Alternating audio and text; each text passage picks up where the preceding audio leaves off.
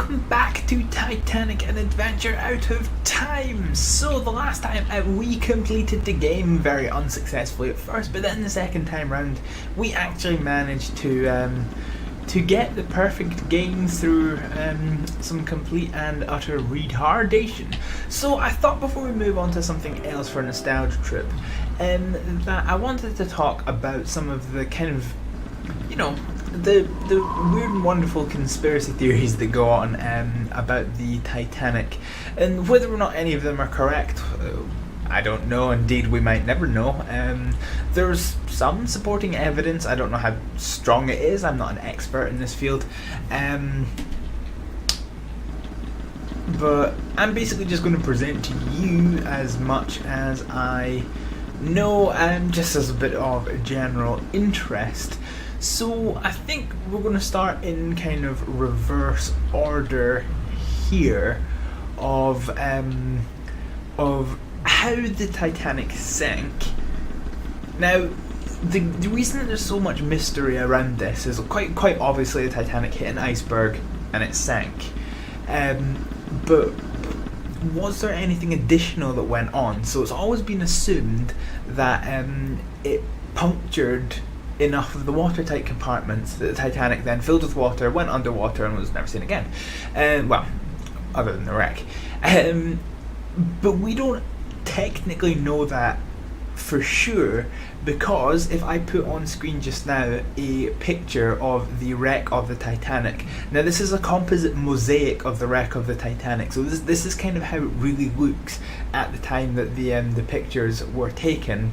And as you can see in the bow, because of the speed at which the bow hit into the kind of surface beneath the ocean, it actually buried the keel quite deep down. So in fact, the marks of the fatal blow of the iceberg are actually, you know, forever lost to us. So we don't actually know that all 5 of those compartments were directly hit by the iceberg. Might have been full, might have been less, might have been more for all we know. All we know is that it's lost.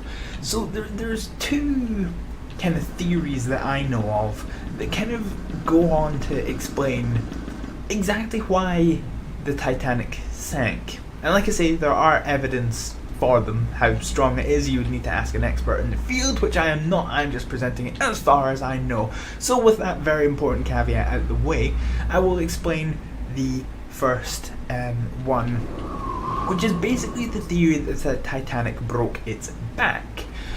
So the theory states that obviously if you've got the Titanic sailing and you've got the iceberg, the Titanic hit off the iceberg and that's where all the damage occurred.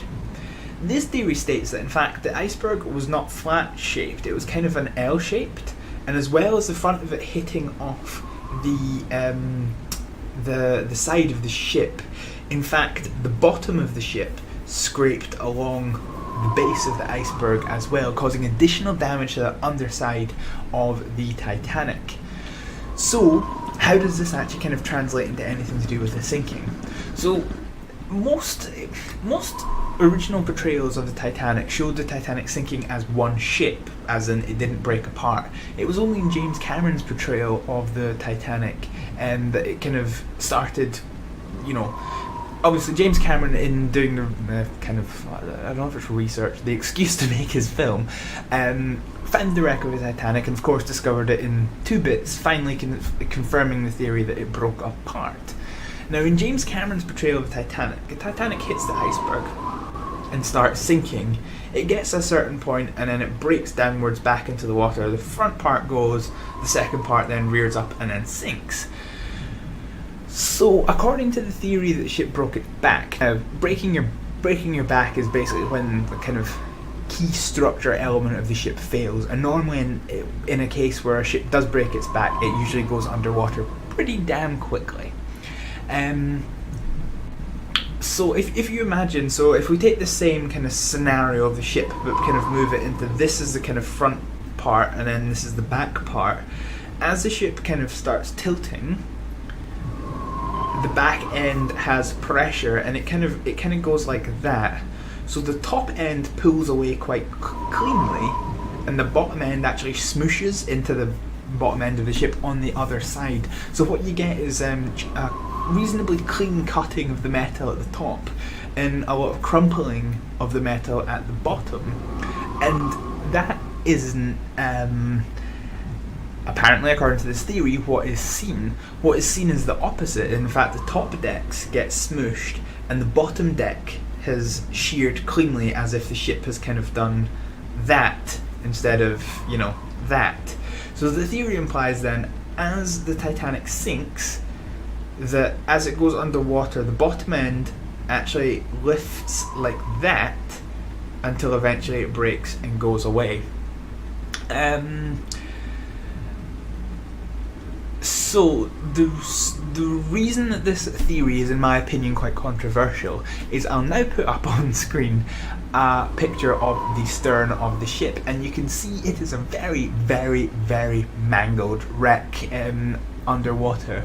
So what happened was, as the Titanic was sinking, obviously a lot of the damage was done across the front of the Titanic, which filled with water. So once it was underwater, the pressure was equal from the outside and the inside. But when the rear of the ship finally went under, it wasn't quite as equalised. There was pockets of air still in the ship, and indeed in the witness testimony, a few of the survivors did report that as soon as the stern of the ship were underwater, there were these kind of explosions, as they called them. They're actually implosions of the air pockets, basically collapsing under the pressure as the stern of the ship sank underwater. So as a result, the rear of the ship, which has already suffered the damage of being torn apart, it's not very aerodynamic, so there's a lot of drag on all of the components, and things are imploding. It's just strewing debris everywhere. So there was effectively, as after the ship went underwater, there was a significant amount of damage to it. So how much that theory makes sense, I don't really know. Actually, where I'm standing just now is where the Titanic started to break apart. So this is the very stern of the ship, and it was just before the second funnel, so approximately here, where the top decks, came apart as the ship sank. So that's the theory, that it broke its back, and that the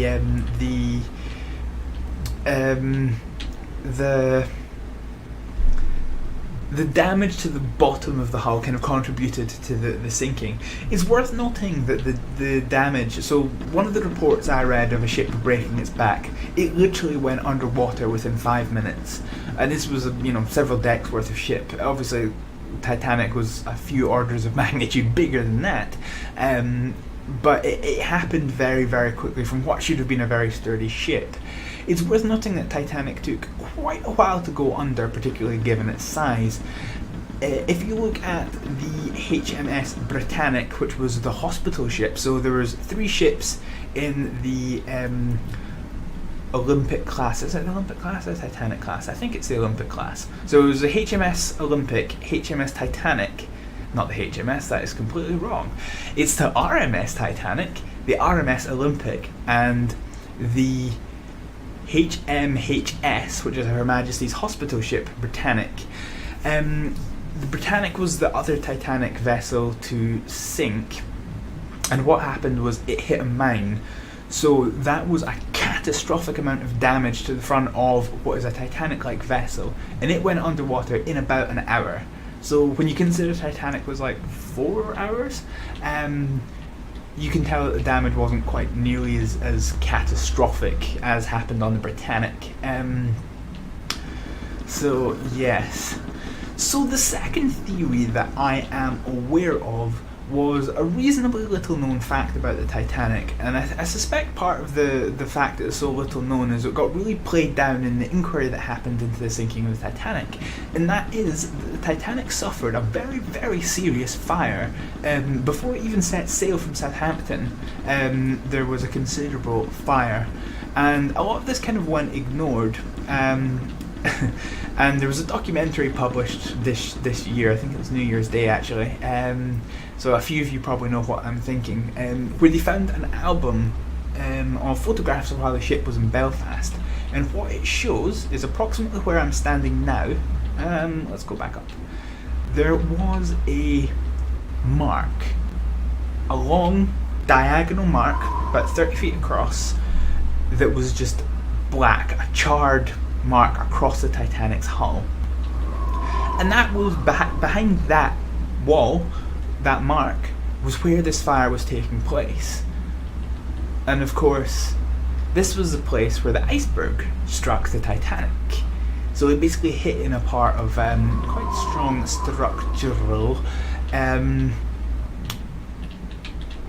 structural weakness. So what was the fire? Well, let's go underground for a bit.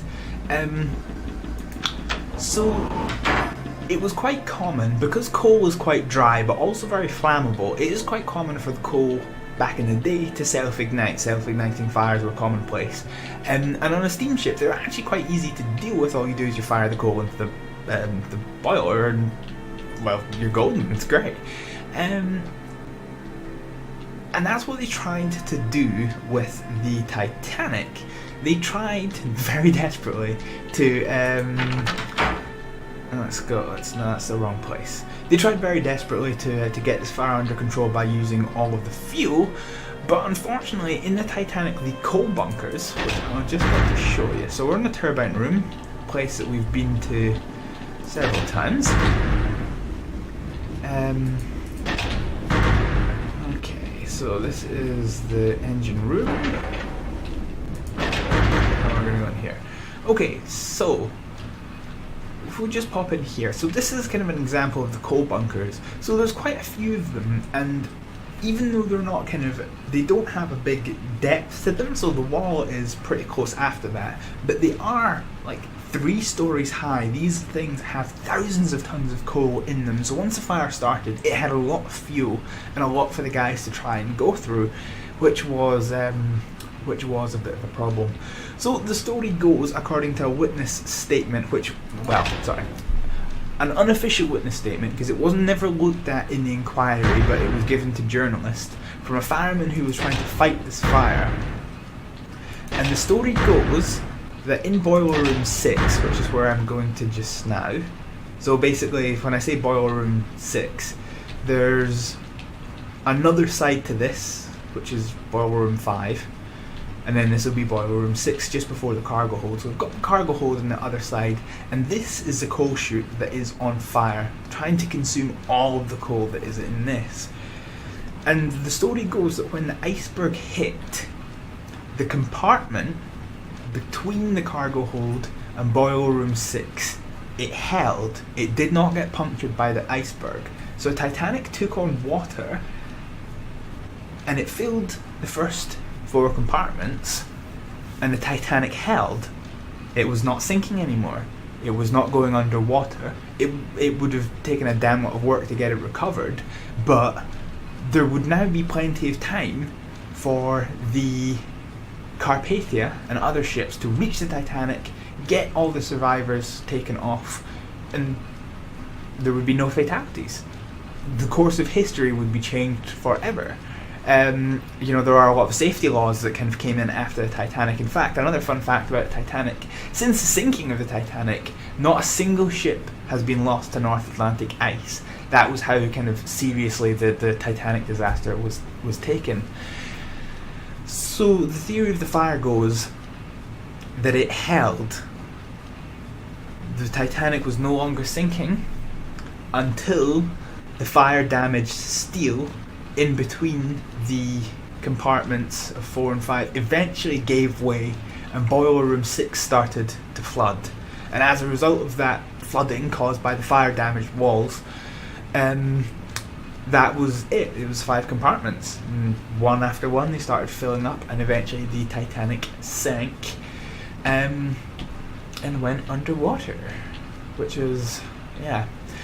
So that's the theory of the fire, but the thing I like about the theory of the fire is it answers one of the reasonably unanswered questions of the Titanic disaster of why did it hit the iceberg in the first place, and when it did, why was it going at like 20 miles an hour? It was going nearly top speed. So the reason the fire kind of does well to explain that, the Titanic only has a limited amount of fuel on board. I'm sorry if you can hear anything outside, it's the Edinburgh Fringe and the fireworks are going off. The there's only a limited amount of fuel on board, and the faster you go, the more fuel you burn, the less fuel efficient it is. So you are rapidly trying to shovel this coal into the furnaces. And the inherent problem of furnaces, steam engines, now they used to have quite a problem with what's called boiler explosions, which is where too much coal gets put in, the pressure gets too high, and there's a boiler explosion, and they can be absolutely catastrophic. If you ever look up some of the old photos of them, you will see a whole, I mean, they're just, you know, it doesn't seem like, you know, because steam power is quite an old technology to us now, but the amount of devastation it can cause is unbelievable.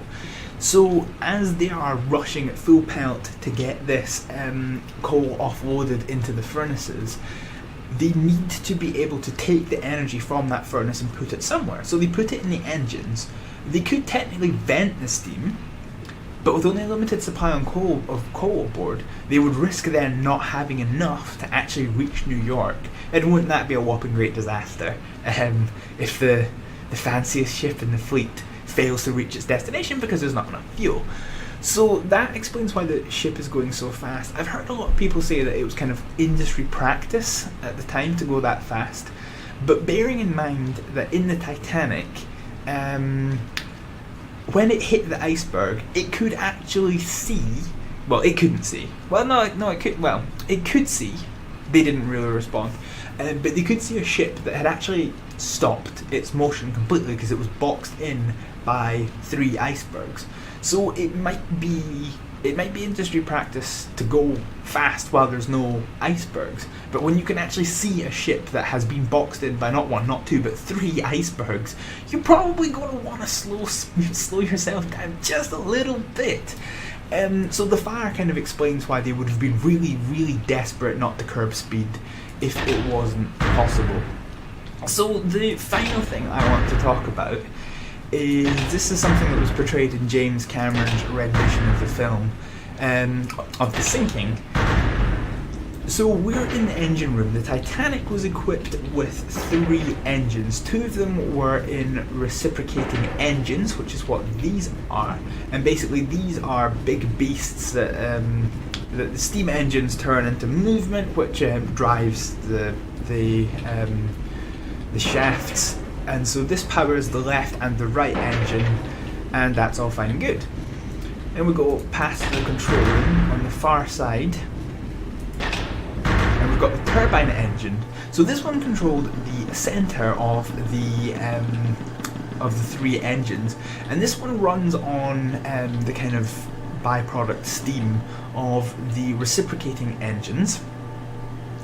Now, the reason why this was this was actually a very crucial factor as to why the Titanic hit the iceberg. There are some theories that suggested, there was some evidence to suggest that the quartermaster, when told to go hard to port, actually put it hard to starboard.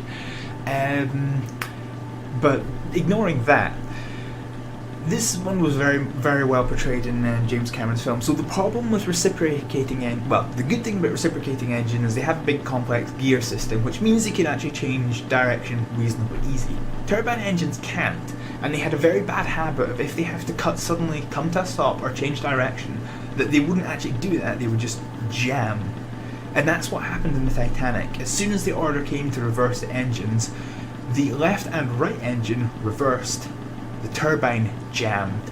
Now, the reason that's important is because the rudder is directly behind the turbine engine, and while the rudder gets a little bit of work by the speed of the Titanic, the bulk of it comes from the water that gets pushed by the turbine engine into the rudder.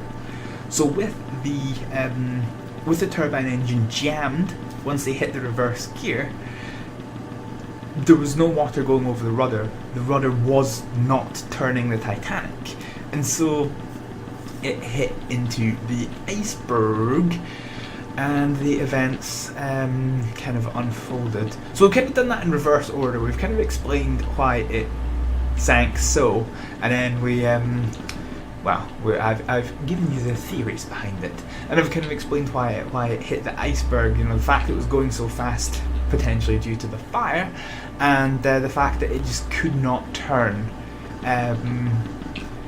because of what's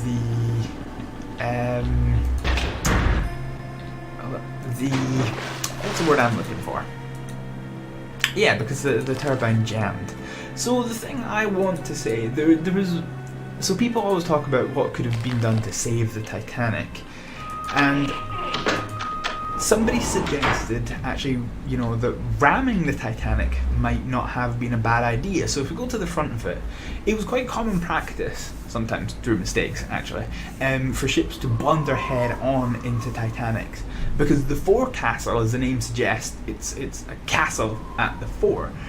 It's kind of part of the kind of forward superstructure, and so the forward part's all very kind of aerodynamic and strengthened and all that. If it could have bore the brunt of the damage, then it might have only damaged one or two compartments and never sank the Titanic. But obviously, if you can get away without doing any damage to your ship, that is exactly what you're going to do, and that indeed is exactly what the guys in the Titanic did do. And unfortunately, they couldn't get around it because of the various reasons that we spoke about, which kind of is very, very unfortunate. However, every cloud does indeed have a silver lining, and as I said, following the tragic sinking of the Titanic, maritime safety laws were increased ridiculously. The rules that govern the use of the wireless radio were overhauled completely to have more of a focus on health and safety rather than passengers' own personal messages. And yeah, like I say, the legacy of Titanic is that not a single ship since then has been lost to North Atlantic ice, which is if you're going to have a big disaster, then at least that's a kind of a good reprise to it. But yes, that has been what has now turned into quite a substantial length little bit of intrigue into the sinking of the Titanic, and some of the theories postulating around. Like I say, this is just the theories as I remember them. I am not an expert in Titanicology or metallurgy or any of the fields that are involved in the theories behind them. I am just quoting from what I remember from various documentaries I have seen in the past, stuff that I find very interesting. Might not be 100% correct, but there's a good chance that we'll probably never know. So this is it. This is the very last time that we will ever be coming back to Titanic, an adventure out of time. We will be coming back to Titanic as soon as Titanic Honor and Glory comes out. But for now, the Nostalgia Trip series is going to move on to the Delta Force series. We're going to get that out of the way, go from the games that are really, really old to the games that are really, really new. And that's going to be a new series to look forward to. So for the final time, in Titanic, an adventure out of time, I'm going to say thank you very much for watching, and I'll see you for a different series next week. Bye!